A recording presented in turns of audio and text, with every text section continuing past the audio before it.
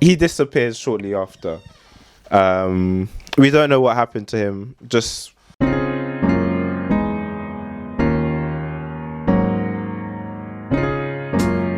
hello, and welcome to another episode of Let's Talk About It.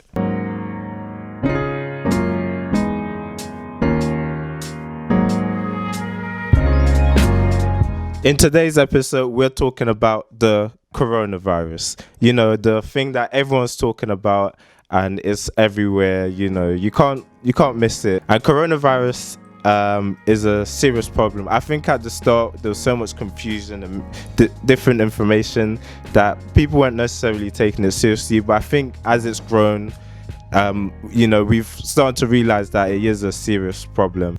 14,583 people have died from coronavirus. It's very sad. It's just in a short time as well, so this is a serious problem for sure.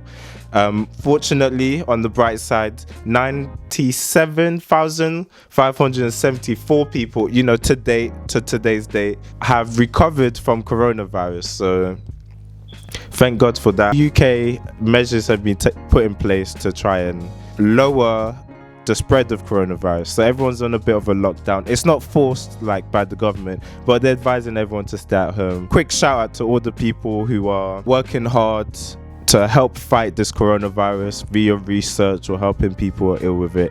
We have to give a moment of gratitude to these hardworking people. Without them, the situation will be a lot worse.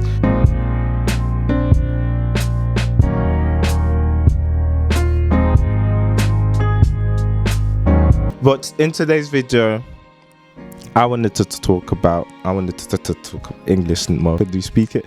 I wanted to talk about China. And there's a bit of a, not controversy, but I'll say controversy with Trump and other people calling the virus the Chinese virus. Trump and this news report are having a little bit of it's not really a dispute, but a small little dispute about the name Chinese virus. The reporter was arguing that it was Wes's to call it the Chinese virus. Calling this the Chinese virus. There are reports of dozens of incidents of bias against Chinese Americans in this country. Your own aide, Secretary Azar, says he does not use this term. He says ethnicity does not cause the virus. Why do you keep using this? And Trump said he's simply just acknowledging where it came from. China. Like a lot of things are made in China. Unfortunately, the coronavirus is also made in China. What a bad joke. Because it comes from China. Racist. It's not racist at all. No, not at all. It comes from China. That's why. It comes from China. I want to be accurate. Yeah, please, John. Please. I have great love for all of the people from our country, but as you know, China tried to say at one point, maybe they stopped now, that it was caused by American soldiers. That can't happen. It's not going to happen. China started this virus, and I'm not saying I have to make a differentiation here before people start being like that. I'm very Wesist. I'm not Wesist, okay? China, the government, and the Chinese people, we need to differentiate here, because we're blaming the Chinese government, not the Chinese people. And the Chinese government up here, okay, maybe it's where they have their cultural norms of eating such wild animals in the first place, which caused this. But the government could have done a lot more to prevent this spread in such a global way. And how did it start? Well, we have to go back to communist China. Well, China for me is still technically communist, but anyway, communist China. Government took all the farming and industry away from the Chinese people, the people who own these farms and businesses, and took control of it themselves. And as we all know, when the government takes control of something, like many government funded things, it turns out to be shiza. And it was shiza. People starved and died of starvations. I think it was reaching in the millions. So what a lot of people do, the Chinese people did, because they're very resourceful, even though their government not so, was started eating wild animals. And this became culture, and then the Chinese government itself started incentivizing it and allowing people to farm their own wild animals. Famine had killed more than 36 million people, and the communist regime, which controlled all food production, was failing to feed its more than 900 million people. In 1978, on the verge of collapse, the regime gave up this control and allowed private farming. While some smaller farmers turned to catching and raising wild animals as a way to sustain themselves. And since it started to feed and sustain people, the Chinese government backed it. So the Chinese government encouraged and allowed people to do this. There was very bad food practice going on in these places. Animals were stacked into cages where one animal drops a little present to the animal below, then the animal below, and then at the bottom is just all the little presents combined. Peter Lee is a professor and expert on China's animal trade. The cages stack above one over another. Animals at the bottom are often soaked with all kinds of liquid, animal excrement, pus, blood, or whatever the liquid they're receiving from the animals above. That's exactly how a virus can jump from one animal to another. And this little cocktail of ingredients produces or makes it likely for these viruses to be produced, as many scientists have warned years in advance. And even before this coronavirus, we're finding out that there's books that predicted exactly where this virus will come from because it was so blatant to everyone. And then the SARS outbreak started. And SARS killed 774 people. And not just in China, it killed people from 26 different countries.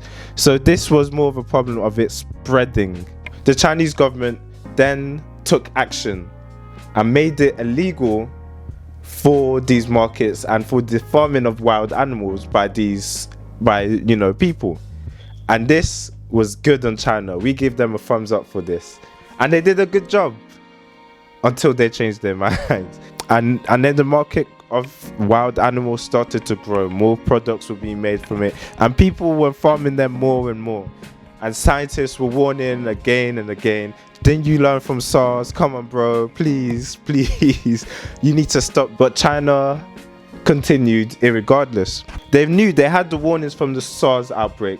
And yet they continued to let the same things that caused the SARS outbreak continue to happen again. They let this happen again. And then 2019, we had the coronavirus. And some people say it's, we found out in like December, but China knew from apparently around November 2019. And once it happened, what makes the matter worse is that the Chinese government kept on giving disinformation and covering up how bad it was. And at the same time, many people in China, some who died from this virus, were protesting about how bad it was and how unprepared the Chinese government was for the outbreak. And the Chinese government even denied help with the Chinese coronavirus. This was gross negligence by the Chinese government. This is why I'm criticizing the Chinese government. While this virus thing was going, China let 5 million people travel freely from Wuhan. 5 million people. They knew this was happening and they let 5 million people travel around the world with this coronavirus. One video of a man he said he's not afraid to die. He's going to speak up against this oppressive Chinese government. Zhou, a lawyer who made the risky choice to become a citizen journalist and defy government efforts to control information. In front of me is the virus, and behind me is the legal and administrative power of China. As long as I live in this city, I will continue to report. I only report what I see, what I hear. I'm not even scared of death. You think I'm afraid of the Communist Party? He disappears shortly after. We don't know what happened to him. And he's not the only person. And he's not the only one to pay the price for defying state authority. The blogger Fang Bin took this video from a hospital in Wuhan. It seems to show body bags. Then he received a menacing knock on his door. 我的体温正常啊，那个刑法上面有一条，我体温正常啊。如果你的病藏了。 Fang had been posting videos daily, proof that he was free. Those uploads stopped on Monday, and he's been unreachable by phone. Chinese government, as you can see, did everything they could to prevent the news of this virus, and this was to the detriment of the whole world. Studies show that if China acted 3 weeks earlier, they could have prevented the spread of this virus 95%. I think with this coronavirus, we need to all know where it came from and how it came to be, and so we could stop this. Otherwise, we're doomed to repeat this again, and this is having a very negative effect internationally. 14,000 people and counting have died, and thanks to the hard work of many doctors, nurses and people I feel like we need to have more appreciation for, 97,574 people have recovered. Scientists are working diligently to find out what it is and how we can stop it, to find cures. Doctors are working hard to make sure that the people who do have it have the best chance of surviving it. But I also just wanted to highlight that this is the Chinese government's fault, not the Chinese people. Again, let me specify, not the Chinese people, the Chinese government's fault. And this is the second time this has happened, and we need to say something. They can't come out of this looking all clean and innocent. Oh, it was by accident. They did things. They lied to the people, to the other countries. They lied and people died. Again, they lied and people died. I think it's fair to criticize the Chinese government for their part in this coronavirus. And I think if we don't do it, it's just going to happen again.